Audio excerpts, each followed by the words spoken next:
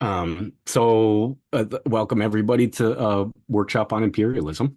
Um, say a little bit about the group and what we're trying to do tonight, yeah, and then get started. Um, the group we're all part of, Unity and Struggle, we're like a small but national anti-state communist organization.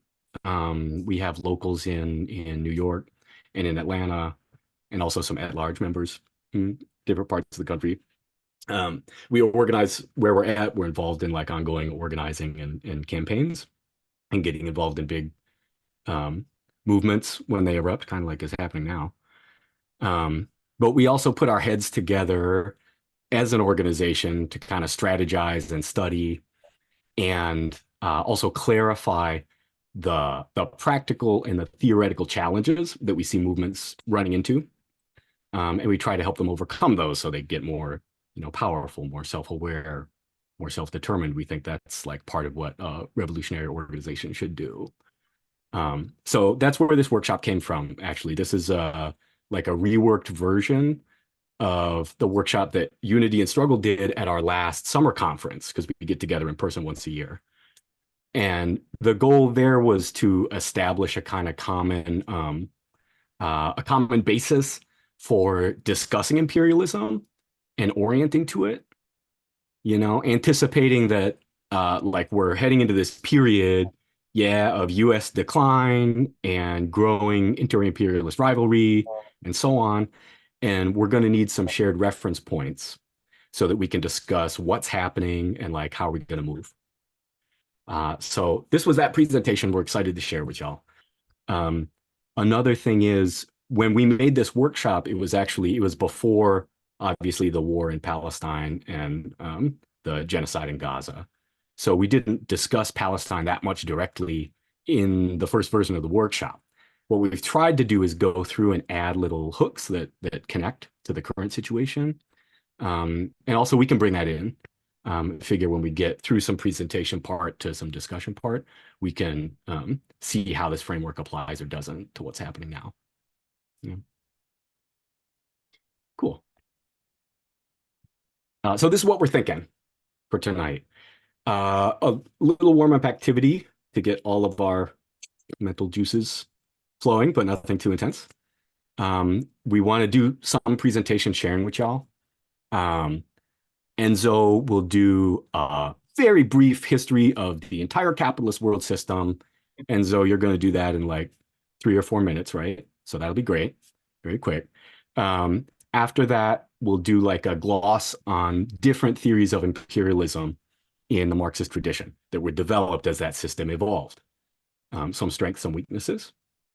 And then we'll offer our own thoughts. Me, Enzo, and Francis will all offer a bit of what we think a theory of imperialism should include or questions it should take into account, things like that. And then we can pre-discuss and hear what y'all are thinking and apply some ideas together.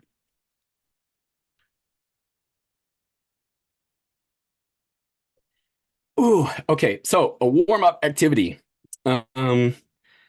Let's imagine imperialism as a disease that's afflicting humanity, because it kind of is, I guess. What are diseases? Diseases are complex phenomena, right? And how you define the phenomena shapes the treatment you're going to undertake.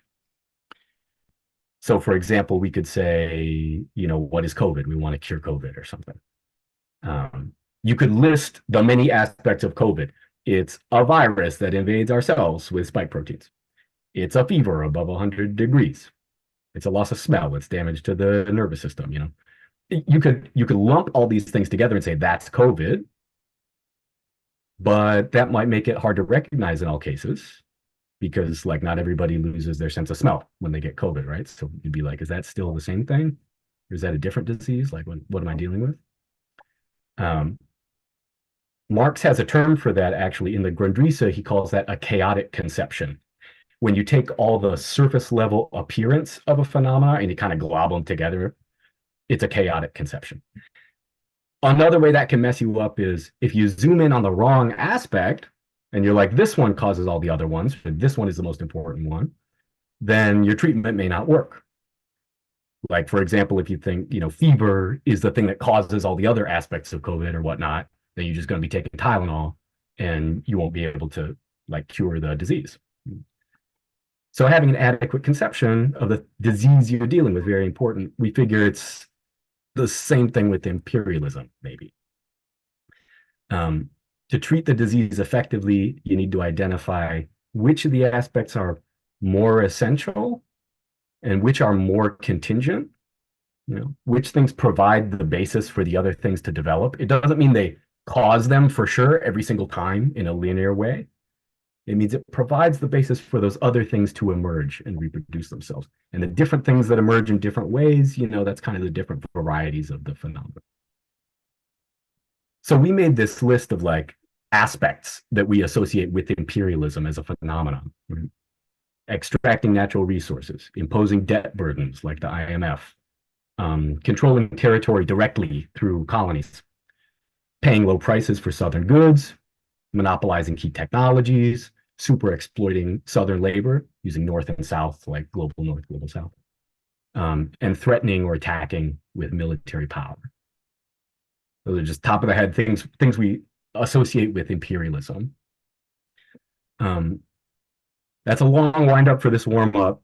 The warm up is take a minute. Let's look at these aspects. I'll literally put a minute on the clock and think a bit about which of these do you think are more essential and which are more contingent.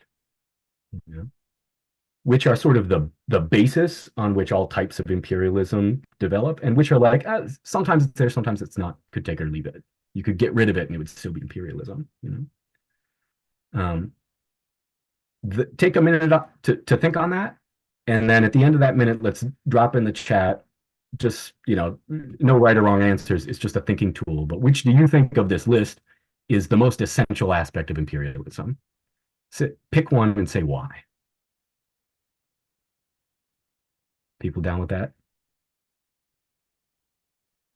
Let's do that for 1 minute. Like literally, I'll put the timer on, take out a little pad of paper or something if you want, whatever helps you think. Type in the chat. In a minute, I'll say hit send. And we'll see each other's thinking. Interesting.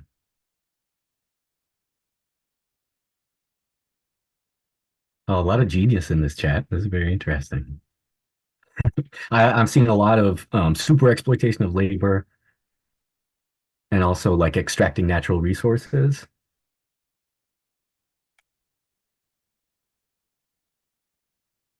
Sort of the sense that other characteristics are enabled by those or are used to maintain those. I see Natalie pointing out racialization, which isn't included here.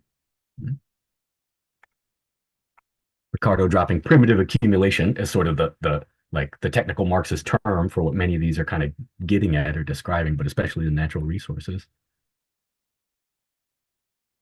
And many people are putting natural resources and labor at the same time, like exploitation of humans and nature. It's the same thing. But I'm also seeing colonization.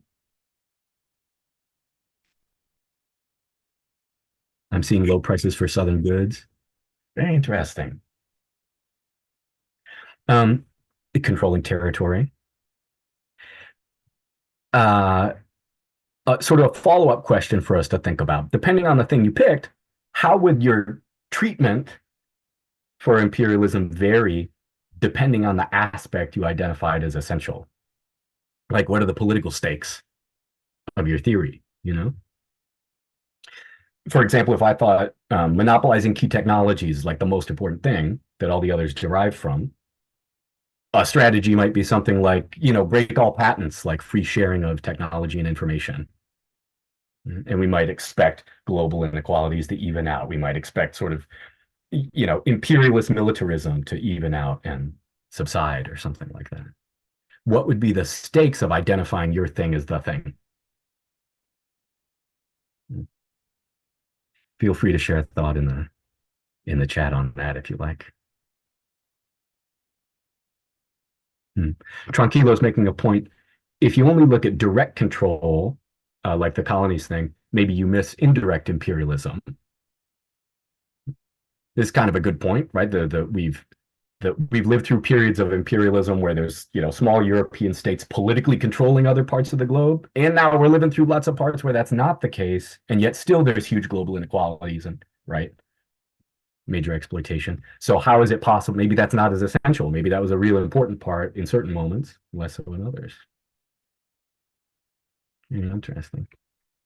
Chris is saying, can you ask the question again? Yeah, the question was, which aspect do you find the most essential one of imperialism? The one from which other aspects derive contingently.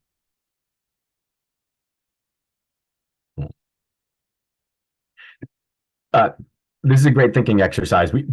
And how this affects your strategy. Yeah, thanks, Eve.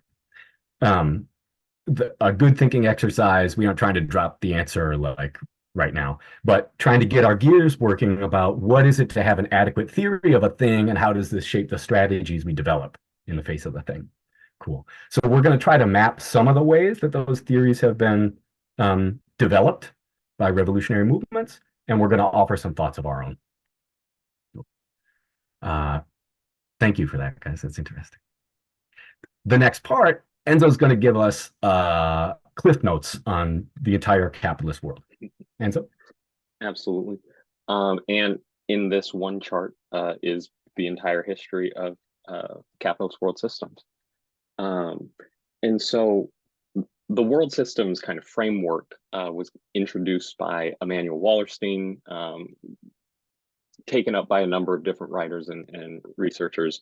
But I think that members of Unity and Struggle find this framework very good in thinking about the ways in which capitalism has moved and grown and evolved throughout time, and looking at the ways in which the capitalist crisis cycle kind of spurs new phases of capital.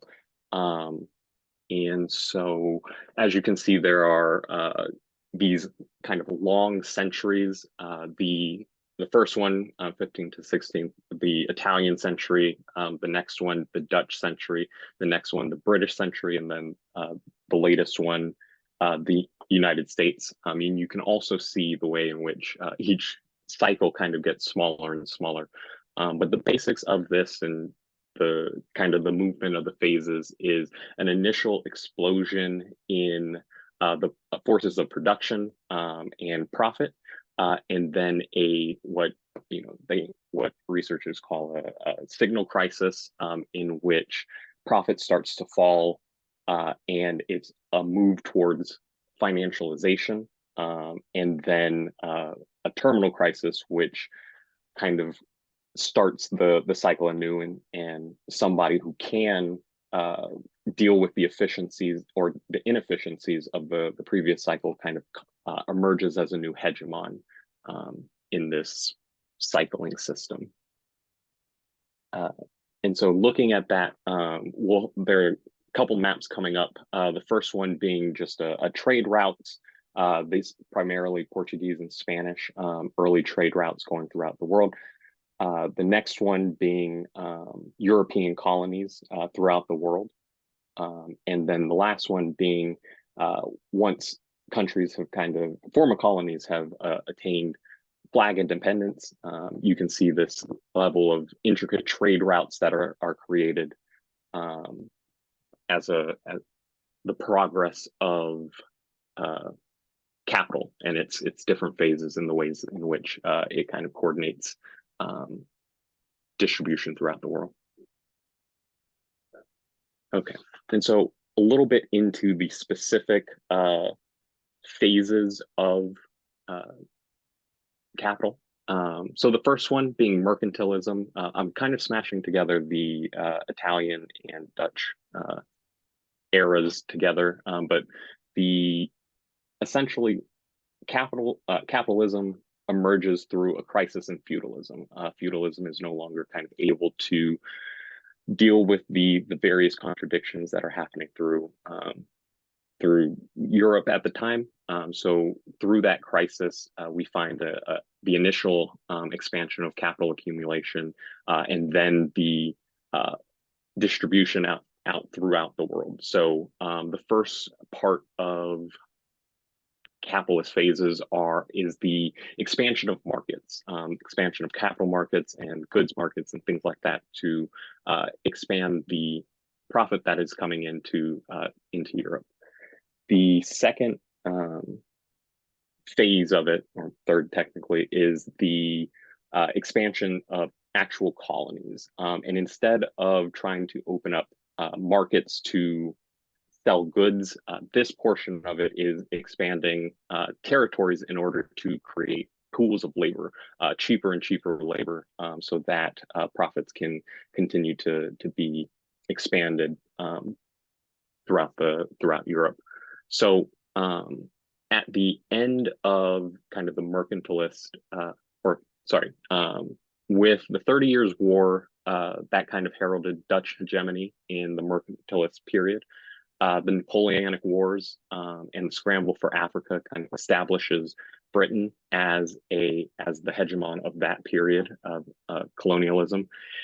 And so we see in the 20s, 30s, 40s, the crisis of capital happening, and the world wars herald in the U.S. hegemony. Essentially, the dollar standard is created, as U.S. dollar is established as the reserve currency for the world, establishing the U.S. as kind of the reigning hegemon as far as capital. And we see a crisis in profitability in the 70s that leads to our current neoliberal era. This crisis of profitability in the 70s is technically what people who use the world systems framework is our signal crisis, in which we transfer over into a phase of financialization. And then now, in this kind of era of falling profitability, we kind of really wonder what's next in this phase cycle. Yeah, we can go to the next slide. So this next part is going to be looking at a few different types of theories about colonialism, or imperialism, sorry, as formulated by different Marxists throughout time. One of the big classical theories, Rosa Luxemburg's on accumulation of capital. This is thinking about crises of capital through underconsumption. Essentially, the thought is that within a closed circuit of capital, profits are always going to continue to fall and fall and fall. And so capital expands territorially to open new commodity markets, essentially earlier forms of mercantilism, earlier forms of imperialism, where it is in fact trying to expand these commodity markets so that they can expand profit. One way to kind of think about this is the Opium Wars, where essentially Great Britain and France are trying to force open a market in China, and say, hey, sell our goods, things like that. The next theory of imperialism is Lenin's theory, where essentially it is the phases of capital kind of produce more and more centralization into monopoly capital and then finance capital. There is a level of kind of overproduction of commodities, where what Lenin is theorizing is that you see territorial expansion, which creates labor pools, which are cheaper and cheaper, which allow for a level of super profits for oppressor nations using labor in the South. The difference in where these labor markets are happening creates a formation of labor aristocracy, and this is one of the things that we can look in and see. The relative nature of workers, say people in Gaza versus workers in Israel, where obviously there isn't really parity in that relationship. So thinking about how labor aristocracy distorts movements towards liberation. Makes sense. I'm going to carry us into our next set of Marxist theories of imperialism. So both of the ones that Enzo was just describing, your Lenin or your Luxemburg, these are like classical Marxist thinkers. They're trying to explain that second phase that Enzo was describing. That's like what they're living through, you know. They're seeing the centralization of firms, this kind of expansion and formally taking colonies, and they're seeing those empires fight each other. So that's the stuff that they're trying to explain, these different sort of theories. A little different emphasis: underconsumption, overproduction, surplus profits, all this stuff. Another wave of theorizing happens after the Second World War, and that's this what's sometimes called dependency or underdevelopment theory. So after the Second World War, what's happening? The things that used to be formally controlled political, colonies of the European powers, increasingly they're getting kind of a flag independence, and they're pursuing development of different kinds, whether that's Western style or Soviet style or like some mix of them, and they give it a new name. But in nearly all the cases, the countries are finding themselves kind of stuck in the lowest rungs of the global economy. They're doing agricultural production, mining, they maybe have some light manufacture, and they're not able to accrue wealth and develop industry and infrastructure in the same way as the North. So in response, there's this new wave of theorists that kind of pivot from trying to figure out that drive to war and expansion of colonies that those previous set of thinkers were thinking about. Now they're trying to explain, how are the global inequalities of capitalism like entrenched and reproduced? And they explain that using their toolkit that they call dependency or underdevelopment. And some of these people are actually mainstream like bourgeois development economists. Some of them are Marxists. Many of them were from Latin America, which makes a lot of sense because that was an area that achieved kind of flag independence early and ran into those limits early. Most all of them agreed that the inequalities in global capitalism were like there from jump. They were a feature from the beginning between regions and parts of the world. But they had different ideas about the mechanisms that made it work that way. So there were the world systems theory people like Immanuel Wallerstein in the top right there.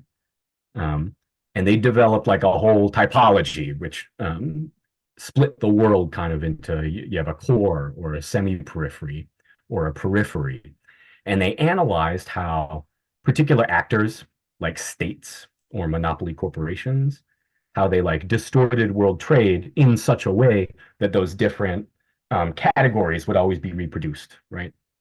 And a specific country or region might move a little bit. It might move from like periphery to semi-periphery or something, but the overall structure would kind of keep being recreated.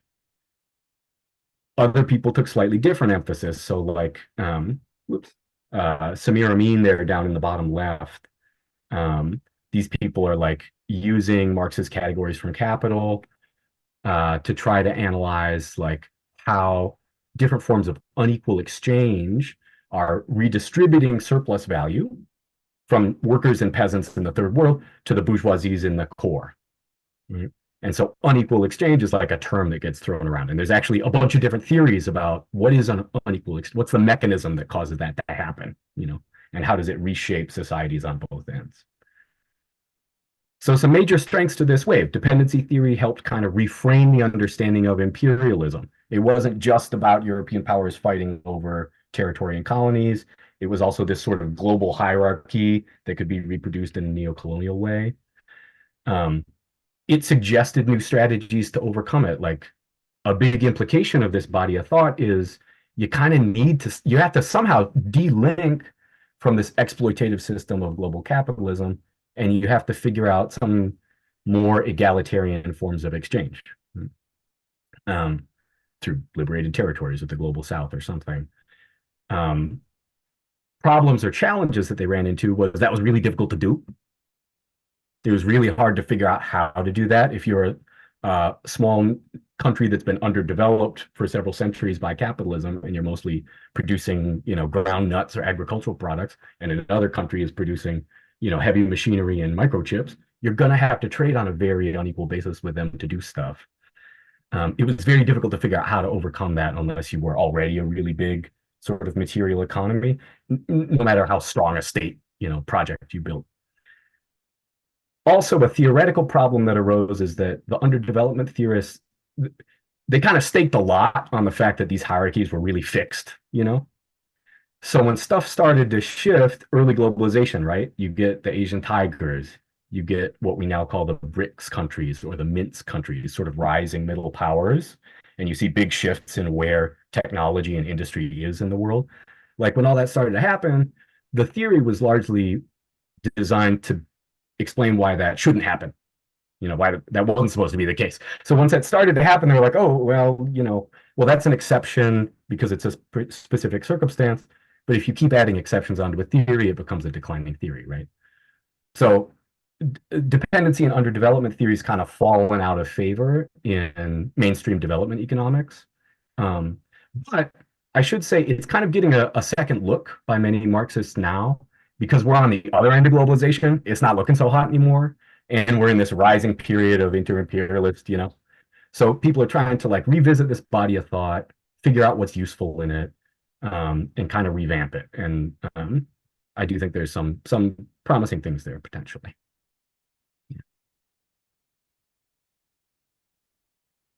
So I'm going to take us to a very particular historical case of a theory of imperialism and how it practically impacted many liberation struggles around the world. So that's the theory of the three worlds. In 1974, Mao Zedong and the Chinese Communist Party announced a new remapping of the nations of what constituted the third world. The three worlds, sorry, the first, second, and third. And specifically, the USSR was named as a first world country.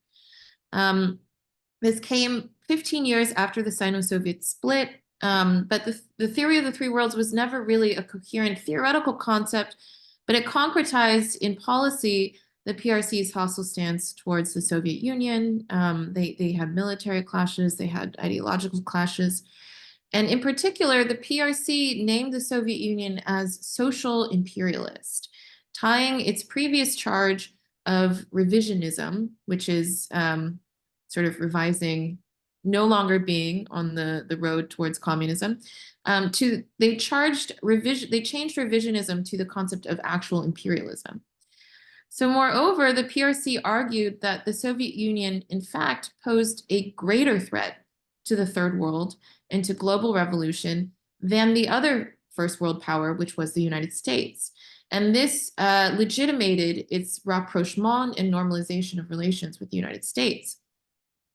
So as part of the foreign policy turn indicated by the theory of the three worlds, the PRC began to take positions in Cold War conflicts which contradicted its previous third world liberationist stance. So it recognized Pinochet in Chile. It withdrew support for Maoist rebellions in the Philippines, in Dhofar. It supported UNITA over the MPLA in Angola. And I think the next slide, if you could get me there, Chino. Yes. So in the United States, the debate over the theory of the three worlds fiercely split the new communist movement, which was the sort of most active left movement, Maoist movement at the time, but it also split social movements, other social movements. For example, arguments over Angola in particular, the Angolan Civil War, really racked the Black liberation movement, and it contributed to the decline of of many organizations, including the African Liberation Support Committee, which was at one point a really largely successful anti-imperialist internationalist Black organization. So essentially, what happened is that there were two parties to the Angolan Civil War, the MPLA, which was sort of aided materially by the Soviet Union, but also famously joined in battle by the Cuban military. And the other side was UNITA, which was the favored choice of the United States and settler South Africa. And China supported UNITA. China opposed the MPLA precisely because it was supposedly a lackey of Soviet social imperialism, but this put them on the same side as American and Southern African imperialists. And so the debate over which was sort of the truly revolutionary position to take really had a quite devastating impact on left movements and the Black movement at the time.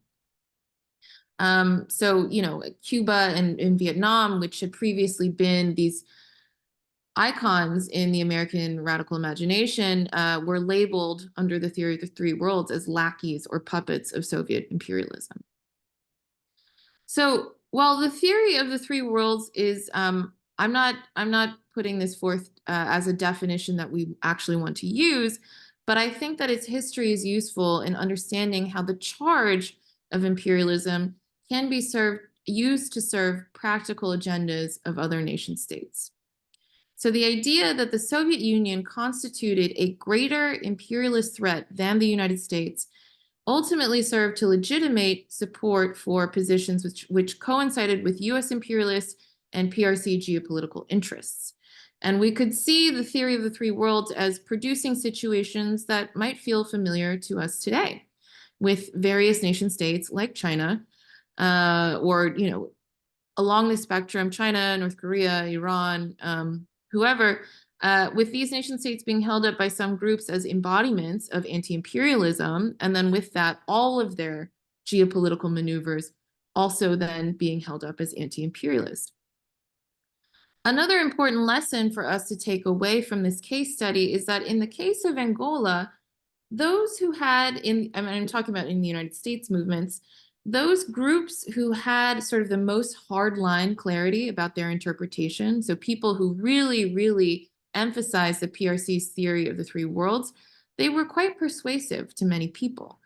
That is, in a time of realignment and uncertainty, the voices which spoke with the most clarity, regardless of whether their position was necessarily politically warranted or not, carried the farthest. And that's perhaps also something that we might keep in mind in a time in which we have a realigning world and we are thinking about the different ways that imperialism is manifest and thinking about our own theoretical interpretation of imperialism. And there are some groups which have very easy, neat definitions, which can be very attractive, even if they may not be the soundest.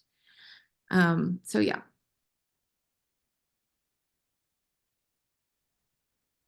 Thanks, Francis. Okay, next bit of Marxist theory of imperialism. This is the wave of theories that come a little later, around sort of the wave of capitalist globalization after the 1980s. What's happening in this time period? Right? Some big shifts from the previous one. Capital and commodities are sort of flowing more freely through free trade arrangements and multinational corporations. The industrial cores in the North are kind of rusting out. Low-wage industries moving to the South. Now, the majority, I think, of industrial labor is going on in the global South. And elites emerge there that sort of have similar lifestyles to ones in parts of the global North. So like by the late 90s or early 2000s, if you go to a mall in Nairobi, maybe it's kind of similar to a mall in Sao Paulo. Maybe it's even similar to one in St. Louis, What do you do with that? How do you explain these phenomena that wouldn't have existed in 1960? Some Marxists, especially the Hart-Negrian Empire in the top right there, they sort of believe that a new order is emerging that pits like a single global empire, or other theorists are talking about a transnational capitalist class, like a single one, against like the oppressed and exploited worldwide, kind of maybe evening out the contrast between first and third world. Or another phrase that was common at the time was you could see the emergence of the third world in the first and the first world in the third. There's some kind of seeds of capturing something in these theories. But also once like the wars in Iraq and Afghanistan happened, and also globalization kind of peaks, and you can still see there's these like major vast inequalities in the world, like where the sweatshops and where's the Bhopal disaster happening, like you have to grapple with the fact that the features that we identify with all the other previous periods of imperialism still persist. So after that kind of wave, some of the other thinkers that are on the wall here start thinking more about inter-imperialist competition, and also how inequalities are sustained through some of the new features like global production chains and financial flows, financial markets, and things like that. Stuff that have been around, but now are around in this bigger, newer sort of way. The folks here are like John Smith, Andy Higginbottom, Ellen Meekson's Wood, Utsa Patnaik. These are like some like last 10, 15 years books, you know. I particularly like the John Smith in the bottom right, I think is on to something. I think it's useful. It's a promising current that takes a value form approach, if that means anything, to world trade, if that means something to you. And it kind of centers the super exploitation thing, super exploitation of labor in the global South. So I think there's something to work with there. So that gives us our overview. We've done like a super fast gloss on the whole capitalist world system. We've done it. There'll be a quiz at the end. We've done the several phases of different theories of imperialism, some of the strengths and weaknesses. I think I'd like to offer a little bit. Each of us can offer something that we think our framework for understanding and organizing around imperialism should include. The one I'd like to offer is I do think a theory of imperialism should kind of focus on the super exploitation of labor in the South as the key engine of imperialism. In some of the discussions with comrades, I'm hearing the exploitation of nature, and nature, humans are part of nature, and so nature, labor, it's like the same thing. But for the purposes of emphasizing something, I'm going to say the super exploitation of labor in the South, we can take it as the key engine of imperialism, and therefore the struggle of exploited classes in the South against the ruling classes in the North is the key lever of change. A little background, just going to mute. That sounds fairly simple, that relationship. I think it brings a few other things into focus. These photos, just to give us an example, the bottom one's from an Al Jazeera story about women construction workers in Cambodia, because for many years, Cambodia has been experiencing like a construction boom, and that's partly Chinese capital coming over and developing the cities, but also it's developing infrastructure to do like low wage textile labor for US multinationals, So you can see like the layers of capital export and like some like feminized, super exploited labor at the bottom. And then everybody knows this asshole in the top right. It's like, they aren't literally, earning money for him, but it's metaphorically so. I think if we zoom in on that relationship, it brings a few other things into focus. First, we can understand how Southern labor is like a key source of imperialist wealth. It's a condition that allows other aspects of imperialism to exist. You have these big Northern military budgets. You have these predatory loans. Where does the value for those budgets and loans come from, right? They develop on the basis of this foundational relationship, but they reproduce it. But second, I think we can see how the position of capitalists in the global South and of workers in the North get kind of tweaked by that super exploitation relationship. So capitalists in the South, like this guy who owns Lan Min mines in South Africa, they exploit workers in the South, but from a kind of subordinate position in global capital. They get a cut of the surplus value as it flows to the North, and sometimes they fight with the capitalists in the North about who gets what cut, but generally they negotiate a balance. And that's partly what the neo-colonial phase is about. It's about having a framework where you can negotiate that balance. On the flip side, capitalists in the North, who are getting the majority of the fruits of that super exploitation, they can cut the workers in their countries a cut of the surplus value that they get if they're forced to buy social peace. Now, I'm not saying that's a forever thing. Like there's various theories of the labor aristocracy that's like it's a permanent fixed feature of the global North. It's like every worker in the North is bought off by capital. you're only going to see change through movements from the third world, you know. I don't think that's entirely accurate, and I think it's more politically contingent. And we've also seen sort of historical examples, like the capitalists in the North will just straight up abandon their workers when it becomes too costly, or they figure out a way to maintain their system without paying them off so heavily. So it can and does shift, I think. A challenge of this sort of framework, we got to have a clear theoretical definition of what is super about super exploitation. You know, how's it different from like regular degular exploitation? And there are interesting debates about this in the Marxist theory of imperialism. How exactly do we define that? You know, but I think there's something to work with. But I think if we take this kind of approach, then what we have is like a rubric. We can encounter a situation of imperialism going on in the world, and we can analyze these relationships at any given moment to try to find ways of aligning with Southern struggles against imperialism. So, for example, the revolution in Sudan, like these are young Sudanese revolutionaries, right? We can support the movements in the South against their own ruling classes, where struggles often first erupt. Like in Sudan, the revolution breaks out because of like bread prices or something, right? And removing the subsidy for them. But we can also expose and challenge the way that Northern capitalists exploit the South and exploit the situation. And we can challenge aristocracies of labor in the North that want to abandon like the global struggle and maintain their little advantages. Those would be our moves that we could figure out how to emphasize. I think this framework would give us a way of orienting to struggles in the South that isn't like campist and isn't reductionist, but is instead about building Southern worker autonomy. And I think that's something that we need, an orientation like that in a situation like Syria or Ukraine or something, where struggles are like popping off and then states pile on, right? And they subsume that struggle dynamic under that bigger dynamic. Good clarification question. What do we mean by campist? Okay, when that happens, the struggle's popping off, in come 20 different powers with their coalitions sort of making it about their inter-imperialist contention. They turn it into a proxy war or something. A campist approach might only look at that bigger dynamic.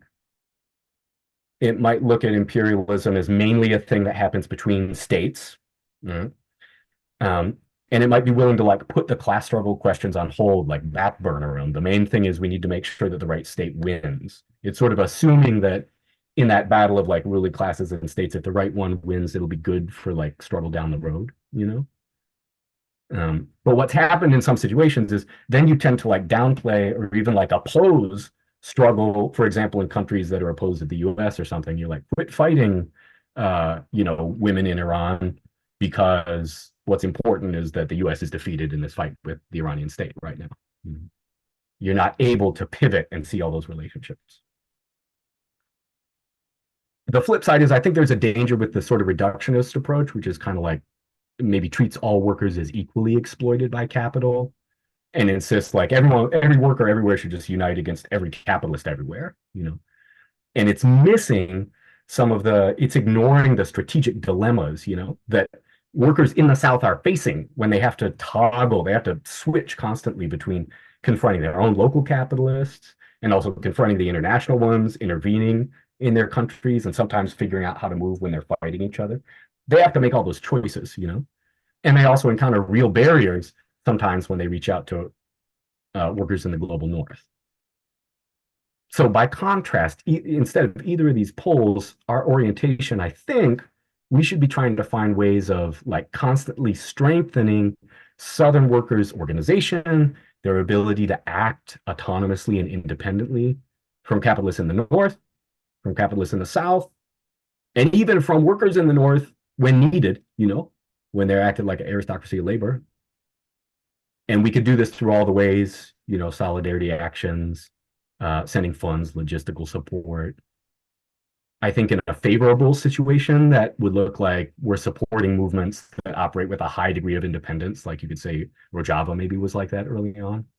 But in a bad situation, it might mean we're really trying to ally with small forces that are trying to carve out some area of activity, you know, in bigger conflicts that are monopolized by ruling class blocks. You know, in Sudan right now is a very difficult situation. It's like the revolution was crushed into a civil war, and now different regional and global powers are hopping on different sides of that civil war. But we should still be trying to like have direct connections with the resistance committees on the ground, understand the situation that they're facing, you know, and help them carve out the ability to act, survive and act. So the idea would be this would steadily rebuild a kind of internationalism from below, so that as the inter-imperialist stuff heats up, you know, our movements are in a position to shape events. That's my thought. Francis? All right. So another way that we could think about imperialism are the cultural aspects. So, and I say this because from where we are at this particular moment, and given our organizational capacity at this particular moment, we may not yet be able to fight imperialism very effectively from the standpoint of course, high diplomacy or the military, or even building worker-to-worker solidarity, or sort of solidarity with certain Southern movements. So, for example, in the case of relations with workers in China, that possibility is quite remote right now for various reasons, though we should try to continue to find ways to make that happen.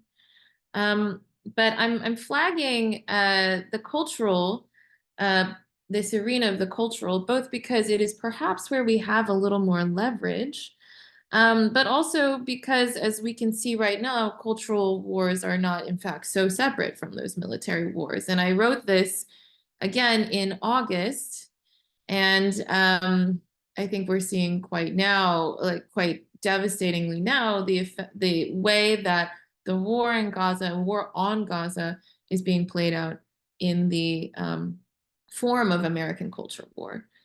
And it also strikes me that perhaps we should amend that first warm-up to include some form of cultural imperialism, or, you know, the imposition of one way of life or another, and the attempt to systematically control or erase the dominated culture. I think, though, that we can see the Palestinian struggle in this country, which has operated for a long time in this arena, actually, through cultural boycott, through promotion of Palestinian cultural workers, through attentiveness to language and public discourse, as a real exemplar of this kind of work and what might be necessary in not just this contest, but in future anti-imperialist contests. You know, we can see that contrary to what some people might think of as culture as a kind of merely superstructural relation, but actually it has a real impact on pushing people to take a position against imperialism, as is happening right now. So we might want to think about what means through which we could strategically attack cultural imperialism and how it's manifest in our society. Okay, and the next one. Okay, so how we define imperialism also has consequences for how we distinguish different projects as imperial and how we might understand them in relation to one another. So what is the status of the BRICS countries? Are they imperialists? I mean, this is a question. And how would we measure their status against the status of a pretty clearly imperial power like the United States? But to take a more topical example, it's pretty clear that the state of Israel is an imperial project. But specifically, it bears the markers of a settler colonial apartheid state, which uses 21st century technology to carry out the kind of project of racialized conquest over territory, which was much more common in previous centuries. Whereas, there's on the internet, on social media, there's been a lot of comparisons of what's happening to Palestinians with what is happening to Congolese. But, Congo bears the markers of an imperial relation, which is still quite different from what is happening in Palestine. So the DRC as a state exists. Congolese have nominal political control over their government and over their territorial boundaries. It is a control which, of course, still enables foreign states like China, agencies like the IMF, multinational corporations whose beneficiaries live anywhere from Israel to South Africa. Of course, these entities still set the terms of extractivism and land use and labor conditions in Congo. But nonetheless, there is a distinction between these two expressions of imperialism. And we can see the seriousness of that distinction given that it has been there is a longstanding Palestinian struggle to have political sovereignty, to have a state. And so in Congo, we see a kind of imperialism which really speaks more to the kind of integration into the global value chain that Chino was speaking about earlier, in which the funneling of minerals and the rents from their extraction is channeled to the global north. So the way that one might oppose these two examples of imperialism will differ according to based on the form that they take. So the fight against Zionist Israel is going to necessarily look very different than a fight against, imperialism in Congo, which is actually about which is about a world system upon which the entire apparatus of our contemporary life, the minerals which power our tools of communication, our defense systems, our cars, the entire green transition, all of that rests on the exploitation in Congo. And that is different.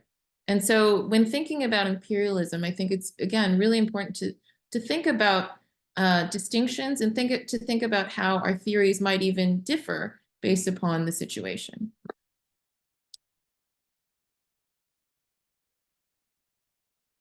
Okay, so different stakes, I think. So again, this was this presentation, we were thinking a lot about US, the potential for a war between the United States and China.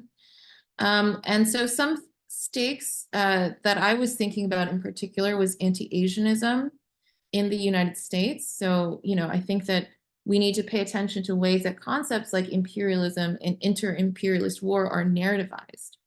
So in the United States, we know it's common for labels that are placed upon states to become affixed to entire peoples. So especially when we don't have a clear definition of imperialism and thus are operating on an amorphous general bad stuff equals imperialism definition, the charge of imperialism could potentially give way to a sort of an anti-Chinese or anti-Asian sentiment. So the Chinese state is anti-imperialist, therefore Chinese people are imperialist, therefore war against them is justified. Of course, we've seen the reverse form of this Orientalism play out very recently with the framing of Palestinians as terrorists, leading to murders and assaults on Palestinians domestically.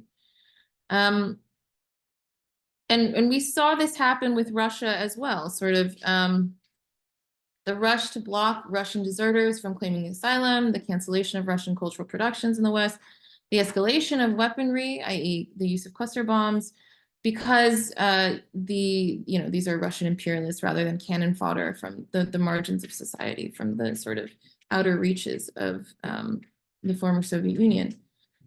Again, that's not to claim that I think there's a spirited conversation happening in the chat. That's not to claim that Russia's maneuver against Ukraine is not imperialist insofar it is absolutely a violent taking of territory. But the discursive production of certain powers as imperialist has certain impacts on how ideas of race and civilization are drawn in the United States. The second thing that I'll say is that we should think about the stakes of how we express solidarity with, for example, again, in US-China context, Hong Kongers, Taiwanese, people from Xinjiang, people from Tibet. And this is really tricky and important as sort of, there are some people who will simply discredit everything, a Taiwanese person or a Hong Konger says, calling them conservative, lackeys of the US state, and this should not ever be defended. The lack of political sovereignty of all these peoples is a serious problem, and they deserve their own political right to self-determination. And of course, the struggles of Chinese dissidents and workers has also historically depended upon these areas operating with relative autonomy. At the same time, it's reasonable to expect that certain forms of demands on behalf of American escalation and warfare from these regions or from people who claim to represent these regions, that the form of these demands may take a fundamentally anti-communist, pro-US imperialist, racist framing. And it's reasonable to expect that these demands will use the language of identity politics or even borrowing the language of the left, which can scramble maybe reasonable critique of not pushing for the US war machine.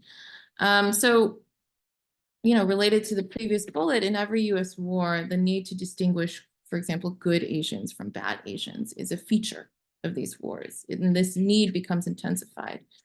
And we can see in the contemporary moment of the language of identity and solidarity and even self-determination is being weaponized quite acutely in defense of the Zionist genocide.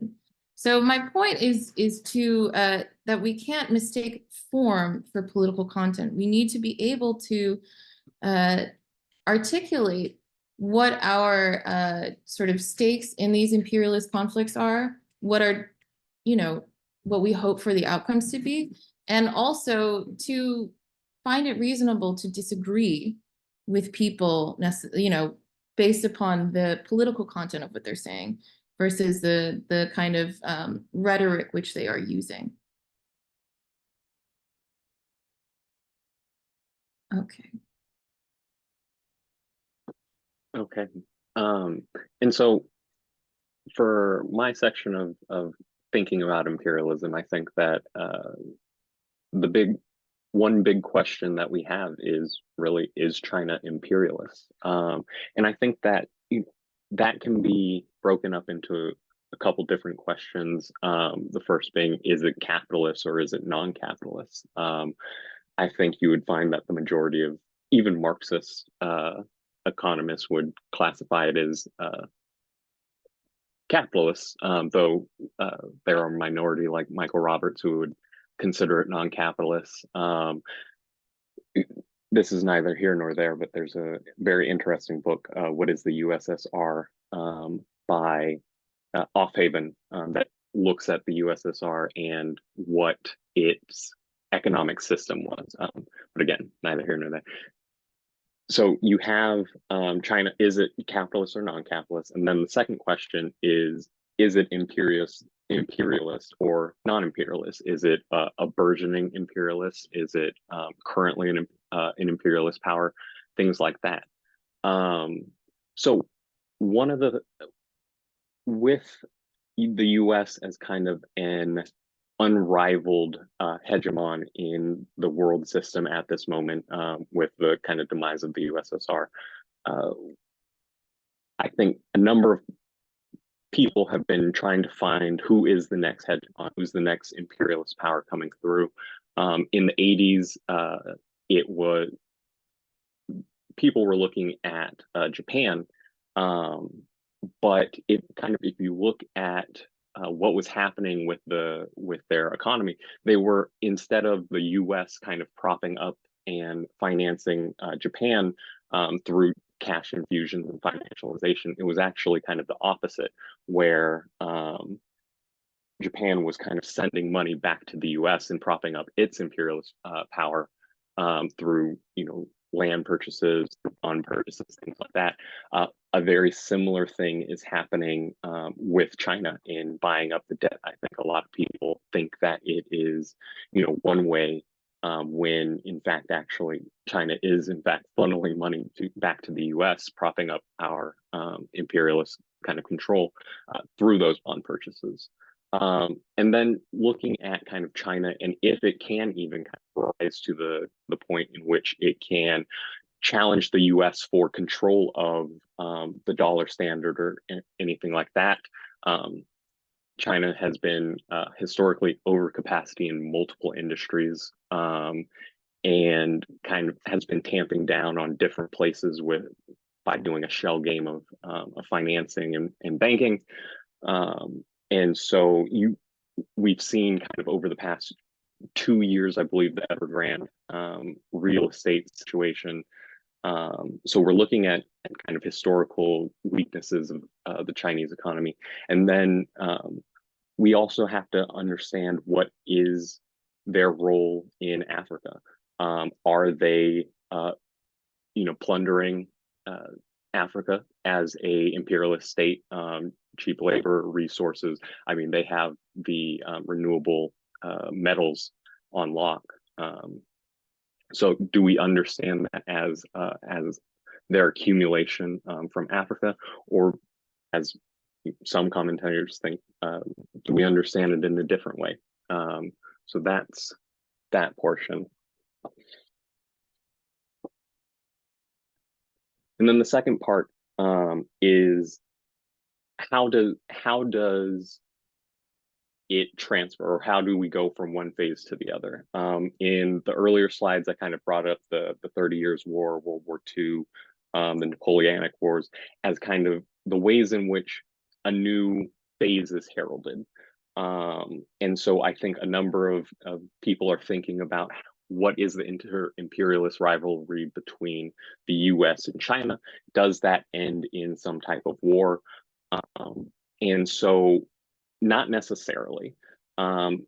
With the transfer of the global wealth system from the UK to the US through Bretton Woods conference, you have a system where there isn't a war between these two powers. There's a war in Europe going on, but there's a kind of a peaceful handover of the capitalist system.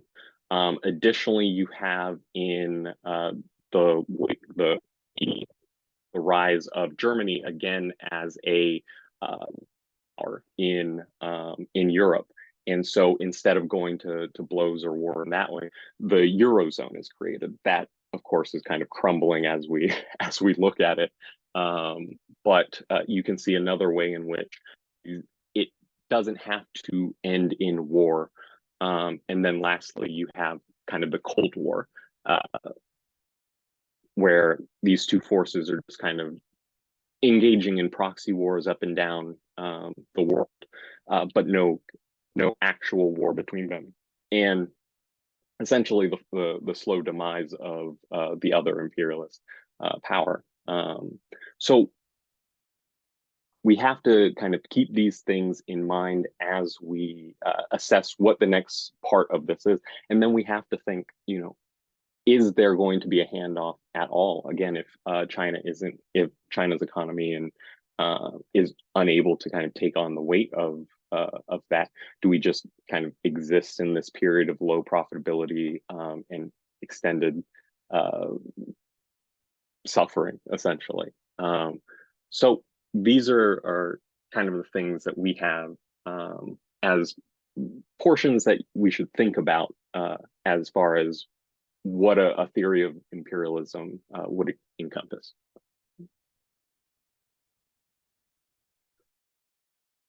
Whoa, y'all. We just covered a lot of ground. And also the discussion is like already popping in the chat. We got one thread on the position of China, how we analyze it. We got another thread on Ukraine. Of course, immediately, these are the discussions, right?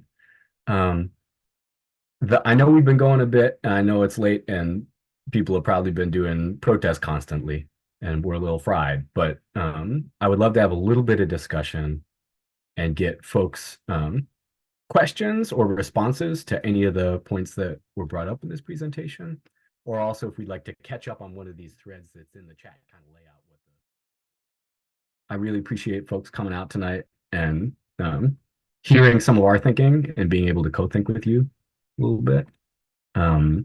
We're gonna keep making spaces to do that. So UNS sometimes does sort of open call discussions around a theme, kind of like this, often a little more like breakout groupy discussion-y. And we also have an in-person summer conference that happens in August of every year. And I mean, if you're in the same city as us, then you're on the ground where we're on the ground, and we can work together too. Let you go. Thank you all.